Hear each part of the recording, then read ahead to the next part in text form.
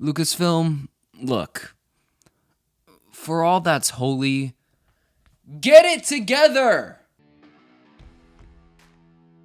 So after a critically acclaimed first season of The Mandalorian, Disney, much like the freight hoppers of old, decided to hitch a ride and turn season 2 into an oversaturated, directionless ad for all these other shows coming to you soon on Disney+. And so we come to The Book of Boba Fett, a neutered, flaccid, slow, boring story about a character some revered as an absolute badass. Me, I had mixed opinions about him. Personally, I always thought his father was much cooler and characterized than Boba ever was, but hey, maybe this show shall redeem him.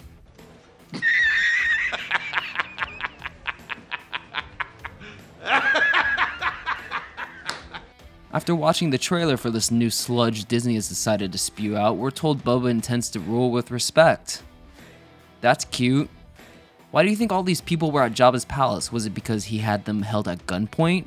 No, it's because they respected him, his power, his grip on these organizations and industries alike. Many thoughts swam through my brain when this trailer came out. We know he wants to become a crime lord, and we know he has a love for money enough to care about the quality of his capture. What if he doesn't survive? He's worth a lot to me. Not to mention flirtatious, so maybe this will be an interesting arc for him. You were once a well-respected bounty hunter, but being a leader and organizer of crime is very different. Oh no. You poor young fool. So we start this story off not in this show, but in the epilogue of The Mandalorian, Season 2. Boba strolls into Jabba's palace and just fucking blows Bib Fortuna away and sits on the throne. Why they assume there's nobody else in the palace is fucking beyond me. How Bib Fortuna survived this sail barge destruction, I don't know. Somehow Bib Fortuna returned. So the actual show starts and we see Boba in a Bacta tank, having flashbacks to episode 2. We see Kamino, Jango's severed head, some slight inconsistencies because animal cruelty is apparently a no-no at Disney.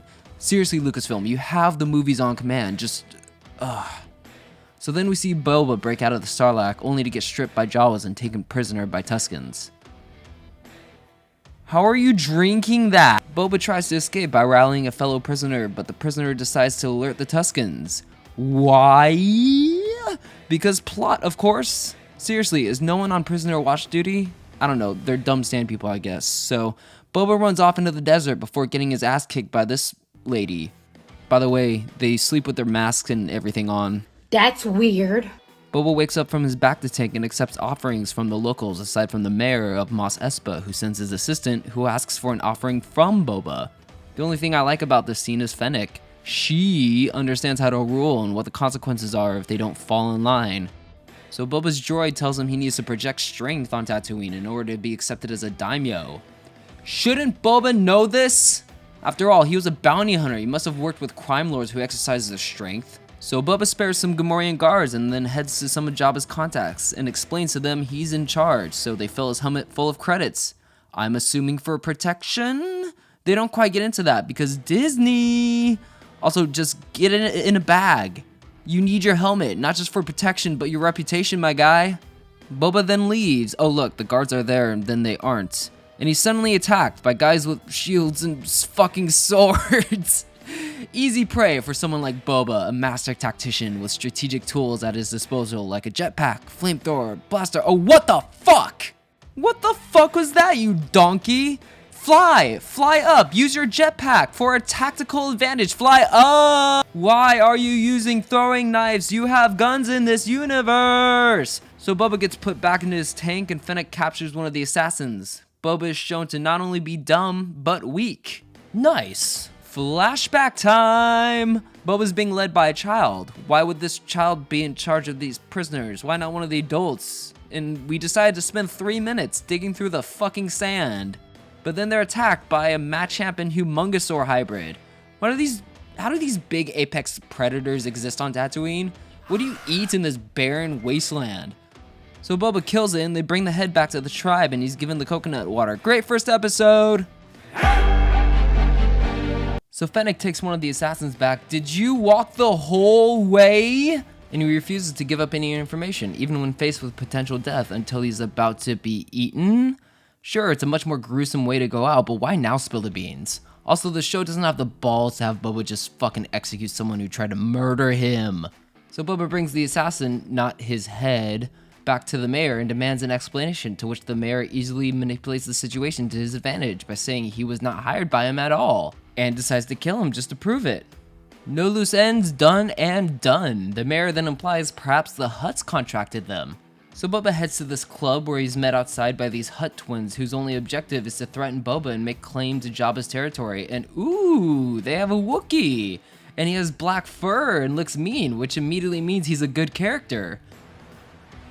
That makes sense! Truly looking forward to when they have a badass boss fight, but seriously, where were these guys when Bib usurped the throne? Why did they just now decide to make a claim to the territory? So we get more flashbacks of Boba with the Tuskens, and I guess he isn't a slave anymore? He's being taught how to fight with a stick. Okay, so the Tuskens get attacked by the Lawrence of Arabia train, and look at Boba rescuing people because he's such a heroic guy. So Boba take rifle and stick to go stop the gun train, except he doesn't do that. He just goes to some bar and beats the ever-living shit out of these bikers for their speeders. Why'd you use your gun once? He uses the gun as a club when he has a club. So Boba takes the speeders back and they have a montage learning how to drive. Oh my god, how many broken bones happen in training? Also, this guy's just fucking raking sand. So the gun train comes around and the Tuskens attack, and oh my god, these militant sharpshooters. And these last points, too accurate for sand people. So no one uses their guns and they end up stopping the train, and now Boba is leading the Tuskens and making decisions for them? What the holy fuck are you doing, you Neanderthals? Is no one concerned about this? You're wasting it! You live in a desert! So Boba takes some powder and a lizard goes up his nose cause it'll guide him? Whatever. And he takes some vision quest to get a stick. Why are you showing us this? How is this relevant to him being a crime lord? He goes on a hallucinogenic vision quest for the sole purpose of getting a branch. Do all Tuskens have to do this? What if there's no trees around? Fuck it. Seriously though, why do we get more development for a fucking stick than any of the characters in the show? So they clad him in robes and do a Native American dance, and that's the episode! Fennec, Boba, and the droid are going over the businesses and territories. Holy shit, we're actually getting the Empire part of a crime empire. Okay. Unfortunately, it only lasts 15 seconds. So this water salesman comes in and says a bunch of his water is being stolen by these cyborgs and tells Boba nobody respects him. No shit! I grew up surrounded by water. No fucking shit! Whose grandpa is this? So Boba heads into town and confronts these cyborgs. How he finds them? Who knows? Look, old man. The fuck you say to me, you little shit? But instead of Boba dealing with the problem, he criticizes the shop owner for having his prices too high and offers these untrustworthy thieves a job. I'm so sorry. No question as to why the price of water is so high. No second thought that these water thieves are untrustworthy. He just hires them. Sure. Oh boy, another flashback. We see Camino. That's nice. And we slide over to Boba collecting tribute from the Pikes, only for them to tell him there's two parties involved. We are one party. Boba heads back and the Tuskens are all killed, and we even see the child Tusken stick, because Disney doesn't have the balls to show us the dead kid. Boba wakes up to, oh, that's a method of assassination. What the fuck is this fight? Chrysanthemum, your mark was asleep in a vulnerable state. Why didn't you use your gun? Why didn't you poison the tank? Instead, you went in with the loudest, abrupt way to take out your mark. You gave him a fighting chance. You are a failure of a mercenary, gladiator, or bounty hunter. Boba, you incompetent fuck, gouge out his eyes. Do anything to defend yourself. So the mod crew comes in with melee weapons. One of them has a gun and he closes the distance because Disney! And they lead him over the Rancor pit when Fennec grabs her gun, but he uses a throwing knife. Why?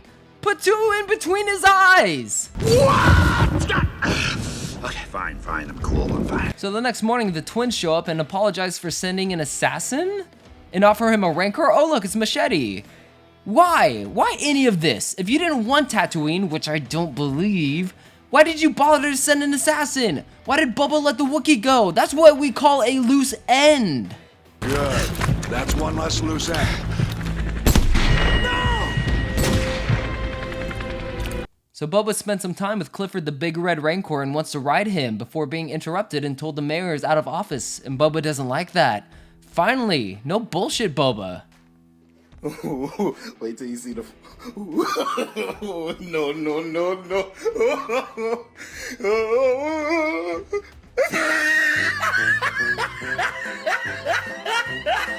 I can't. What are these designs? Ralph McQuarrie is rolling in his grave. Seriously though, why would anyone design these like this? Why did you guys make them look like the Power Rangers? I'm half convinced you guys are doing this solely for the meme potential. Why isn't Boba just storming in? Why does he give the Major Domo a chance to lock the door? And then the most pathetic excuse of a chase happens. I can't even grill this. I'll just let it speak for itself.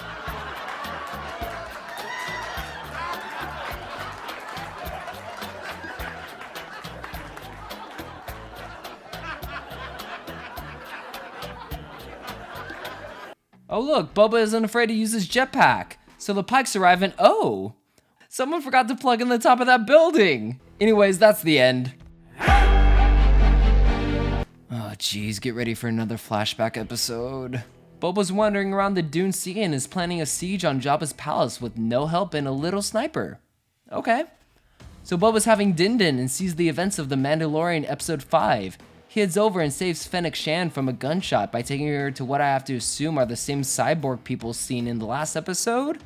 They fix her belly up with a weird soundtrack over it, and Boba asks if they're going to cover it up, and the guy says, "Cover all that beautiful machinery?" You live on a desert planet! Do you want sand and rocks and dust and shit getting in her gears and tubes? By the way, she never finds a way to cover it up even though she has one in The Mandalorian. So Fennec wakes up and asks who he is, and he tells her. She implies she's heard of him and she asks what he wants. Boba says he wants his gunship, to which she responds Bib Fortuna took over Jabba's territory and asks why he doesn't just ask for the ship back. Boba responds, because without my armor, I'm less persuasive. Dude, if you aren't badass without the armor, you don't deserve it. So they make their way to Jabba's palace and Fennec releases the little testicle probe. Maybe your stealth probe shouldn't have bright red lights on it, and highlights all the peoples. Boba lets his bantha go and Fennec rightfully asks, shouldn't you wait till you get your ship back? And Boba responds, why? Either I get it or I die. Cool, fuck Fennec then. Fennec asks, what's next for Boba? And he says he's gonna get his armor back and kill Bib for double-crossing him. How did Bib Fortuna double-cross you? The show never gets into that. He was just a major domo for Jabba. What did he do? How's he in the wrong for taking his master's throne? Fennec iterates, you're going to run a Gatra? To which Boba responds, I'm tired for working. That's how Boba sounds. I'm tired for working for idiots who are going to get me killed. The Tuskens took me in, made me part of the tribe. I was ready to leave hunting behind. Okay, show. Fine. If you want to do this walking with Tuskens bullshit, fine. Maybe Boba finds some love for a simpler life, a much simpler life. But how and why does Boba hate working for people? He says they'll get him killed, so if he doesn't get killed, then why does he want to lead a crime organization? So they sneak into Jabba's palace. I won't even get into how ill thought out this was. And they head to the kitchen where we get a General Grievous homage. Sure. And then Boba has a Scooby-Doo chase around the kitchen with this thing, complete with slips and slides and wonky sound effects. Seriously, how did you actually catch or kill anything? So they get to Slave 1, and don't bother how they're gonna get it out, he just hops in and fires it up. Fast forward through this nonsense and Fennec drops the gateway and they get out of there. Fennec says she'll stick around, for some reason. Guess we'll find out about that later. Boba, why are you saying there are advantages to people thinking you're dead right after you do this? I am Boba Fett. And then we get to see, oh shit! Are these the bikers that killed the Tuskens? I don't know, guess we're supposed to assume so, but sure. And then this. This may be the dumbest thing I've seen yet. So Boba thinks his armor is in the Sarlacc, even though he dug out with his armor. So now Boba's suffering from brain damage, and he decides to hover literal feet away from the Sarlacc. He doesn't check to see if it's dead. He doesn't do a flyby and blast it real quick to be sure. He just hovers over it, hoping that'll work. So what you think will happen does, and for some reason the seismic charger button is out of reach, and they drop one in the Sarlacc. Remember the seismic charger? But to Boba's dementia-ridden surprise, his armor isn't inside the Sarlacc. Who would have thunk? That night, Fennec asks Boba if he's serious about starting his own house, and Boba responds, how many times have you been hired to do a job that was avoidable? If they only took the time to think, how much money could have been made? How many lives could have been saved? Fennec rightfully responds, then you and I would be out of work. Boba responds, I'm tired of dying because of the idiocy of others. We're smarter than them.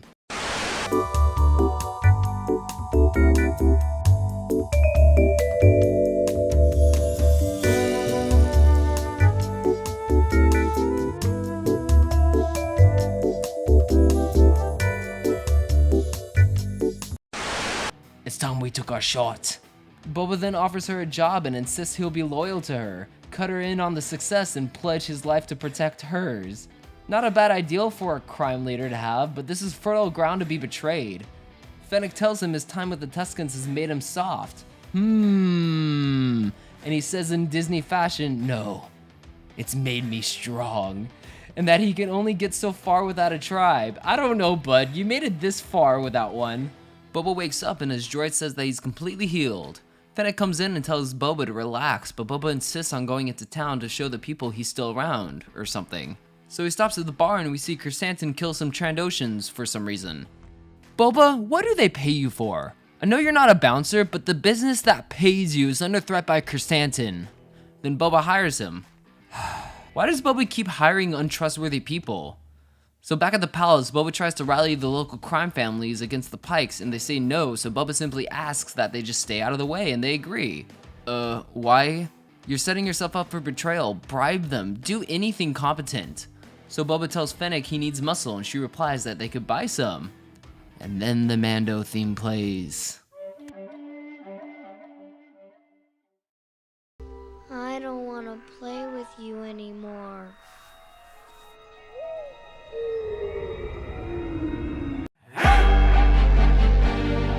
Mando's collecting a bounty and manages to harm himself. Wow, what show are we in? But everyone still shoots at his armor, so oh well. This episode has a halo ring? Odd, but let's go with it. We get a neat little one shot. We're in some interesting environments. The costumes look decent. Holy shit, this is definitely a Mando episode. So Mando gathers with his cult and they decide to melt the Beskar spear because Beskar isn't meant to be used for weapons? John, you're fucking up your own cannon again. So Mando's training with the edgy saber and for some reason it gets heavier with each swing. Wait, are you guys in space? Then Vizsla the Mandalorian challenges Mando to a duel that's pretty mediocre to say the least, but it's stopped when the armorer calls it before asking if Mando has ever taken off his helmet. This whole Mandalorians can't take off their helmet rule is fucking dumb. Showers, baths, eating, drinking, simple things you need to do to survive. There are 3 of you left. Your way is shit. Like Mando, lie to her, or at least say yes I have for these simple necessities. So Mando gets exiled from the cult and he decides to hop on board a ship. Mando surrenders his weapons and no argument, he just does it and ends up on Tatooine where, oh my god, it's the funny lady, haha, she got bit by a womp screaming, help me, almost like it's a cartoon, isn't this funny? So Mando ends up saving her and she says she has a ship for him, but it's a Naboo starfighter. To Mando's disappointment since he was expecting a Razor Crest. You know, a ship he could live in, carry his bounties in, hold his weapons. Seriously, why does he even consider this? It's like asking for a 4x4 truck to move stuff and getting a motorcycle. But we gotta have a montage! So he decides to take it for a spin. We get some prequel member berries, Mando gets pulled over for speeding, and he heads back to the hangar where Fennec Shand is waiting for him, ready to offer him a job. And you know what? I'm solidly convinced this episode was just thrown in because they either had to pan out the season or to get more viewers with Mando's return. Can we be fucking done yet? Welcome to the Boba Fett Variety Show, everyone! This episode starring Cobb Vanth, Cad Bane, Luke Skywalker, R2-D2, Grogu, and Dave Filoni's girlfriend! So Cobb Vanth stops some Pikes doing a spice exchange drug dealer style. Pretty small time for a syndicate! And he shoots all but one before kicking over the spice. Hold up. What is spice? No, seriously, what is it? Is it a drug, medicine? Is it actually the spice you put on food? Based on earlier, it looks like a hallucinogenic, but technically we don't even know if that is spice. That could be some weird Tuscan powder taken from the ashes of a bantha, or it could have been the lizard up his nose that the Tuscans literally say will guide him. All you Wikipedia nerds are gonna say it's drugs, I know, but I wish the show explained what it was instead of just spice bad.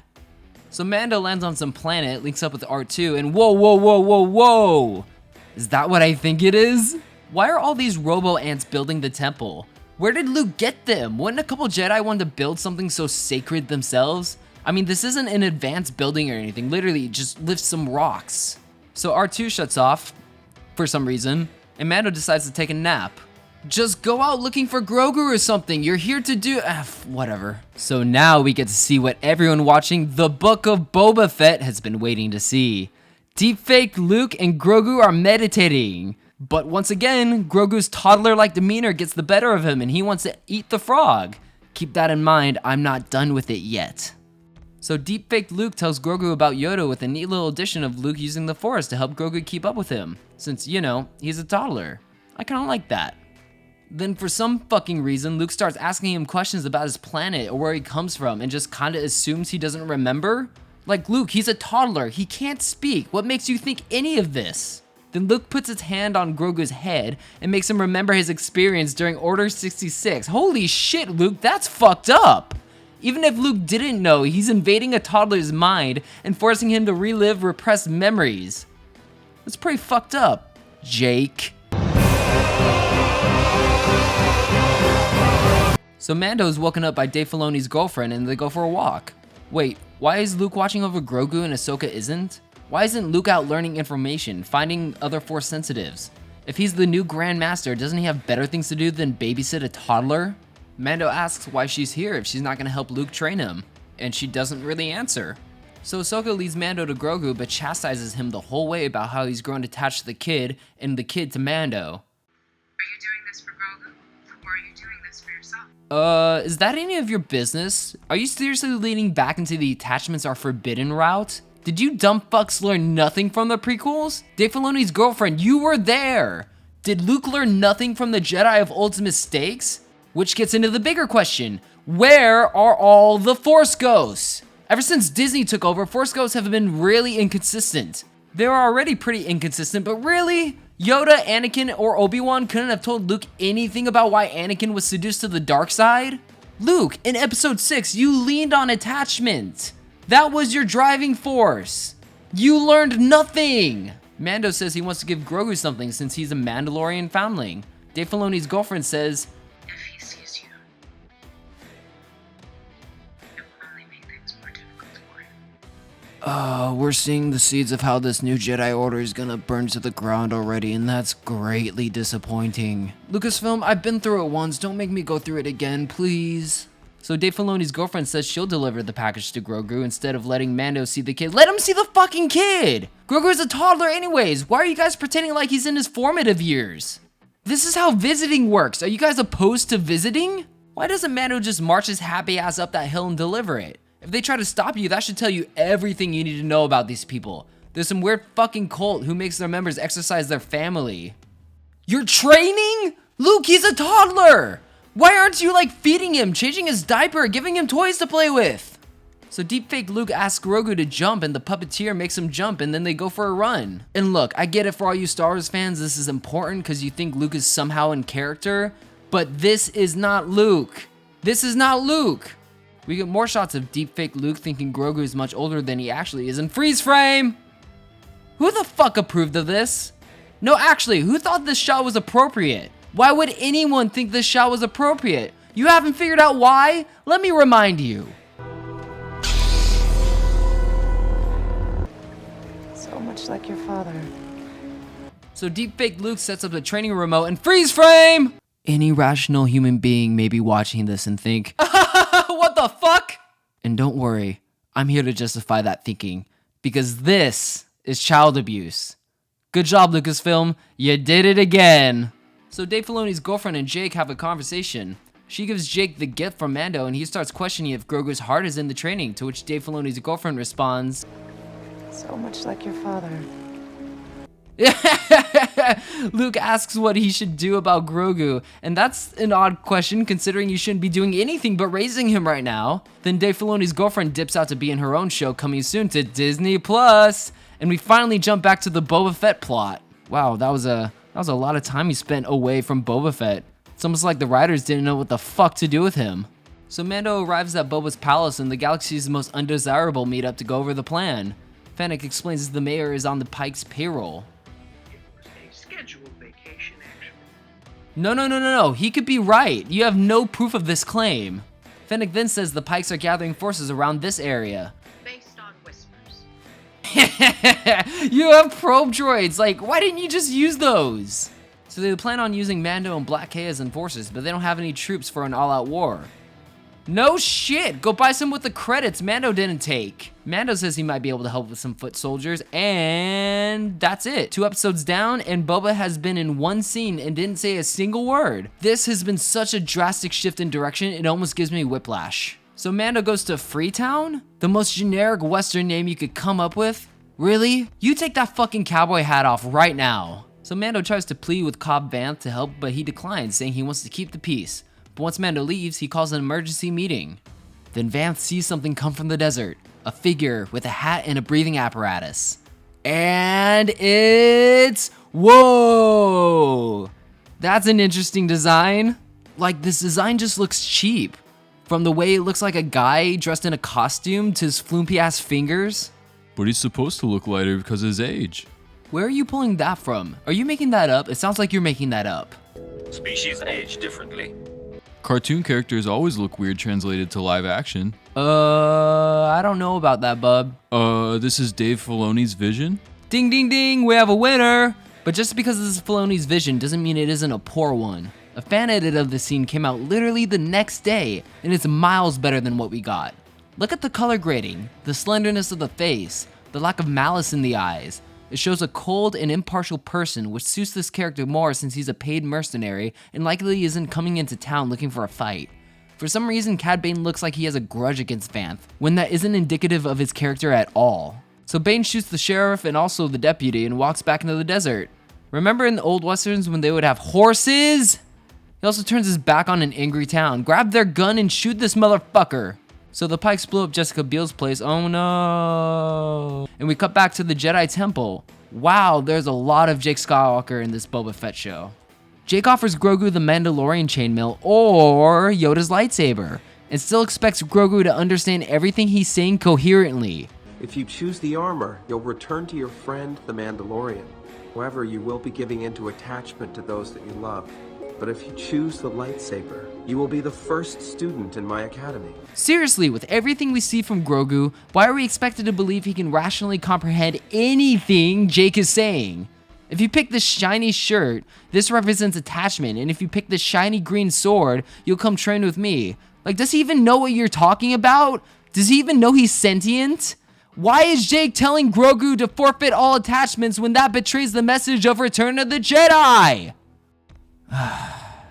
Anyways, that's the episode. On to the bombastic finale.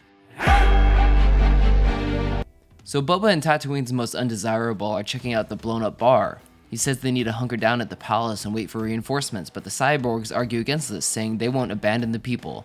Okay, bye. Seriously, you can't protect the people if you're all dead. You're not abandoning the people, you're just taking a strategic defensive position. Cad Bane returns to the Pikes from Freetown, and why do you always look like you're growling? Then the Pikes confirm they killed the Tuscans, not the bikers. Good job, Boba, you murdered the wrong people. That night, an X-Wing flies in. Oh look, it's the funny lady.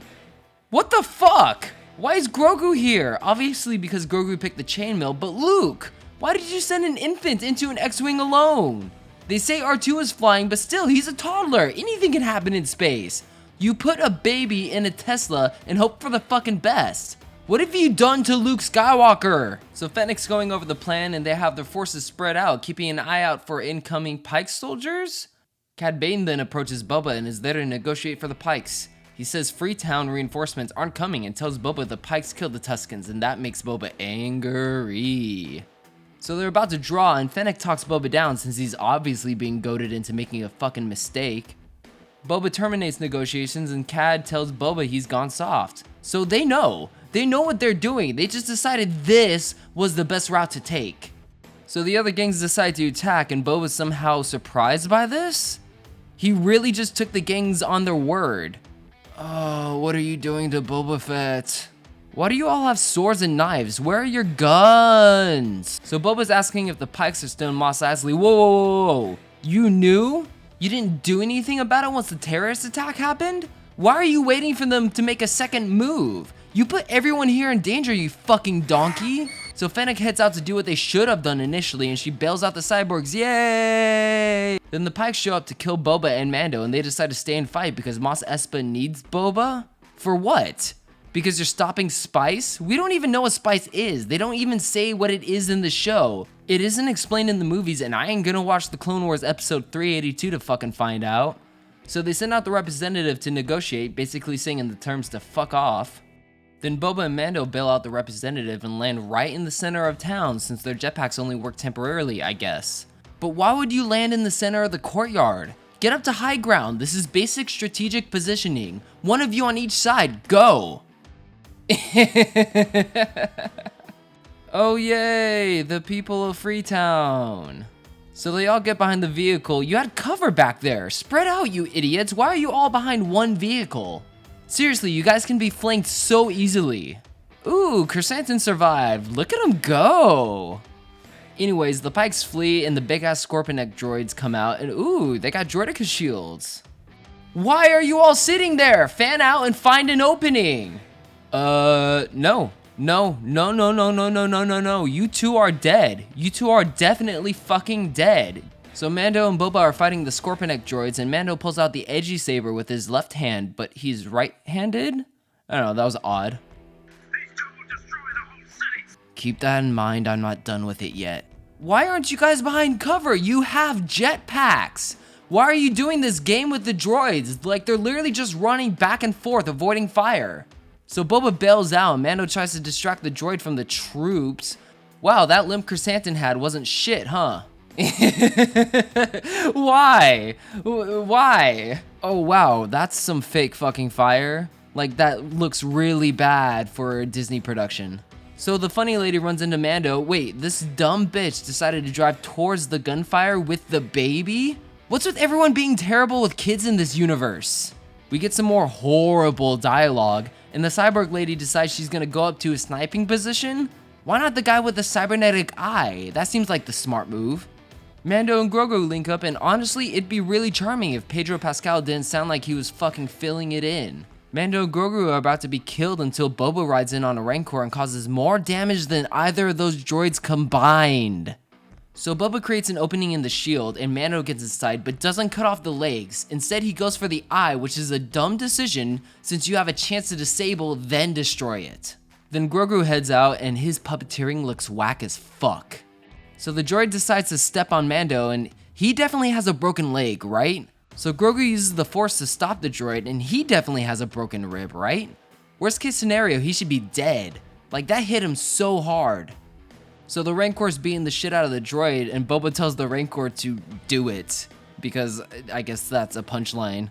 So the cyborg lady and friend get up to the rooftop, and I like how she says she'll distract the droid, but they're in the same fucking place. Boba, you are a menace to the city. These two will destroy the whole city. Shoot, shoot, shoot, shoot, shoot. Why didn't the droid shoot? Rawr. So Cad Bane comes back and scares the Rancor away, knocking Boba off so they can have their big iron duel. Cad says he's known Boba a long time, but he can never figure out his angle. Believe me, neither can we, my guy. Boba responds with, "This is my city. These are my people. I will not abandon them." Dude, you probably killed 20 of your people today. Why did you care about the city or its people until they gave you profit? Your Tusken brethren kidnapped and enslaved these people, and yet we don't even see this character progression. You literally just copy-pasted her motivation onto yours. So Boba implies they knew each other since he was a boy and calls Cad Bane an old man. I don't know, dude, you're the one suffering from dementia here. But anyways, Cad beats Boba to the draw, and I just want to point out this still frame here. Cad's about to kill Boba, and whoa, this editing is shit.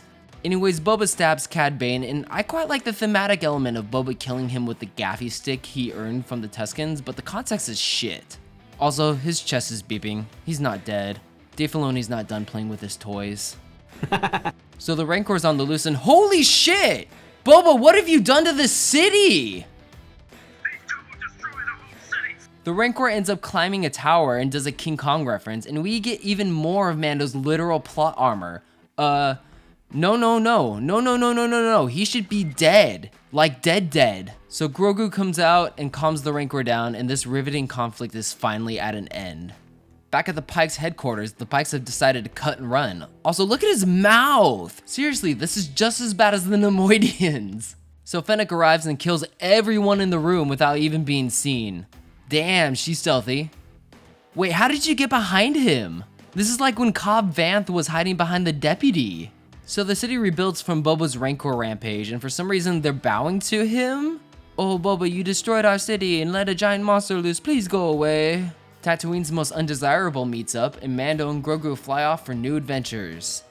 The end. Oh wait, this ending theme song. It's just repeating Boba Fett the whole time. This isn't Dragon Ball Broly where you're distracted by awesome animation and hardcore fights. No, someone approved this to be in the end where we all can clown on it. And that is the Book of Boba Fett. Yeah, it's not good. We could have had something really neat here centered around Boba Fett and him building his empire, working with what resources he currently has and how to expand them. How does he keep those in line that fall out of line? Who does he employ to take out those that don't fall in line, and how does he manage these resources at his disposal? But no, it's just busy work and uninteresting flashbacks the whole time. Once Jabba was dead, there should be a giant power vacuum. Maybe said power vacuum is in place between the Pikes and the Hutts, and Boba could have been the rogue third party that steps in, but nope, he just walks in and claims the throne. Why aren't there any turf wars? Why isn't there anarchy in the streets once Jabba is killed? Why do the Hutts try to kill Boba but then immediately submit an offering once they fail? I don't believe Tatooine is a worthless rock considering Jabba prospered here. Boba wants to be a crime lord but doesn't want to commit to any crime, so instead he wants to be hero sheriff man. There's nothing about him that's morally gray anymore. He offers everybody he knows a job, even the people who try to kill him, even if he doesn't know anything about them. As mentioned before, this is fertile ground to be betrayed or overthrown. Taking what we knew of Boba, which was very little, they turned him into hero sheriff man who isn't morally gray in the slightest, allows others to not only disrespect him but actively reject him, and puts himself in fair fights. You're Boba Fett. You're making your home on Tatooine. If you're in a fair fight, you fucked up. He's obsessed with honor, respectful of his enemies, and sympathetic towards his captors. There was never a moment where I thought, is Boba using these sand people for his greater goals? Taking rifle and stick, then just dipping the fuck out absolutely seems like something Boba would have done, but no, he just sacrifices his own life for these barbarians who enslaved and spared him. When did he bond with these people enough to sacrifice his life for them? There are scenes missing between these scenes that could have explained this, but don't. Boba's character arc doesn't exist. You just took A and D and concluded B and C are in the show. Like, you need to test his resolve. What if Tuskens took other prisoners while Boba was there? Would he try to talk them out of it? Would they banish him for not being as strong as they thought? Again, this is not strong character development by any stretch of the imagination. What does Fennec admire about him to make her want to stick around? Fennec has the gall, and it seems the understanding of the way things work in the underground crime organization. She even gets offended for Boba when the mayor demands tribute from him. Why doesn't Boba ever question her motives? There's really nothing to her character except her profession, and that's fine. I'd much rather watch a show about her, but at this point, my imagination will create a better story than these goobers ever could. We sidestepped the whole story to focus on Mando for some reason. Luke has jack shit to do with the story of the season, so why the fuck is he in here? It genuinely feels like they realized halfway through production that this show is boring as all fuck, so they decided to throw The Mandalorian Season 3, Episodes 1 and 2 in there and edit them in to pad out the runtime and keep viewer engagement alive. Because we gotta sell more Grogu and Mando merch. I didn't think they were coming back for seconds with Luke Skywalker. But why is Luke Skywalker in my fucking Boba Fett show?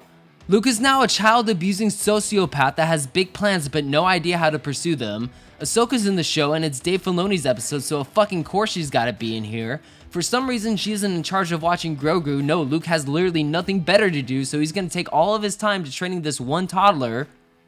Why are you here if you're not helping Luke? Why is Luke expecting a toddler to avoid laser bolts? That's like taking your baby, aiming a paintball gun at it, and saying dodge. What the fuck? Luke, you sent a toddler off in an X-Wing. If I were Mando, I'd be like, thank God, Grogu, you're away from those sociopaths who shoot lasers at you, have you make important life decisions with your mental capabilities, and send you flying through the dangerous void of space alone. This show's plot is so schizophrenic, it started to give me a headache. First, it focuses on Boba Fett building his empire, and he even has a little rivalry with the Hutts. Gotcha! They apologized and decided to fuck off from Tatooine. We spend whole ass episodes with Din Djarin dealing with his role coming up in Mandalorian Season 3 and how he misses Grogu. Gotcha! This is Boba Fett's show again, remember? We deal with Boba Fett getting Stockholm Syndrome with some Tusken Raiders who get fucking slaughtered, only to find out the Pikes were behind it the whole time. Gotcha! Oh wait, they're actually the bad guys. And I wouldn't be surprised if some of you watching the show may be thinking, what the fuck are the Pikes? Well, the Pikes are an alien crime syndicate from the Clone Wars who deal in spice. What is spice? Who the fuck knows, except these weeaboos who religiously watch this kitty boo-boo show. Also, their live action design fucking sucks. Gone is the Egyptian-like style they once had, now they're generic alien species. Cad Bane also suffers from a redesign, though not nearly as horrendous even if it looks goofy as all fucking places. I'm gonna rewind though. Seriously, there are zero stakes in the show. We never find out why the Pike Syndicate is bad. The only example we see is the Gun Train episode. What the fuck is spice? The show never explains what spice is, and yes, I know it would be odd for all these characters to explain what spice is, likely since they already know, but the audience sure as shit doesn't. You guys seriously have no creative ideas how to get this exposition across for newcomers? Well, that's just lazy writing. For all we know, spice could be medicinal, and the Pikes are trying to get it back to their planet to stop a plague. For all we know, Boba Fett's the actual bad guy, and yet we're just supposed to wrap our heads around that this shit is bad? Spice and Dune is literally the key to their culture. It powers their ships. Without spice, space travel would be impossible. So why does this show just hope to God we assume spice is bad? I wish it was explained in the show! Our setting is a backways planet full of scum and villainy that allows slavery, and yet no one betrays each other, no one's up for the highest bidder, no, everyone wants loyalty and honor because on Tatooine that matters for some fucking reason. In fact, that's the only reason people try to justify Boba's character change, because he's a man of honor for some reason. Well, honor is overrated, especially in a near lawless land where the only thing that should matter is who makes it out alive. Let's talk about fan service, because we just saw a movie that had some really good fan service, and now Lucasfilm thinks dumping everything in their pockets into one show is gonna save it. Fan service can be really good, especially if it leans on the simple premise of, I don't have to watch anything else to completely understand what these characters are about. The Peter Parkers in No Way Home are fleshed out and technically don't require any viewing of the Raimi trilogy or the web movies in order to understand who they are and what matters to them. It's all in No Way Home. They're fleshed out as opposed to Book of Boba Fett, where we have not only to consume Y in order to understand X, but we have to consume Y and Z in order to understand X. Cad Bane and the Pikes were introduced in the Clone Wars, and Cad Bane was pretty cool, I won't lie about that. There was an arc where Cad takes Boba under his wing and they come out as rivals, but that arc was cut, gone, deleted. You can only find it on YouTube. You have to understand this in order to get the meat out of this. Allow me to repeat. You not only have to watch the show, but you also have to see the deleted content that never made it to air. Can you see how frustrating that comes off as? Well, I guess you're not a true Star Wars fan then. Sure, keep gatekeeping, partner, but I'm more of a fan of good storytelling rather than some brand. In all honesty, I would be embarrassed to have my name attached to the show. It's a cheap, lazy story that poaches from better westerns. It's oversaturated with poor fan service with little direction and even less coherency. Like, just admit it, Lucasfilm. You want an all-encompassing Star Wars show like the Clone Wars was. Stop lying to us that this is gonna be the Boba Fett show when 2 out of your 7 episodes don't have him in them and the main character's arc isn't justified in the writing. Anyways, that's all I've got for you guys. Lucasfilm doesn't have stories. They have action figures. Alright folks, me and my Boba Fett toy, thank you for your time today. Where's OG Fennec? action figure. Where's Fennec? In time. She's got it. But at least we have Obi-Wan, right? Right? Do you remember Boba Fett? Gotta give it up for Boba Fett.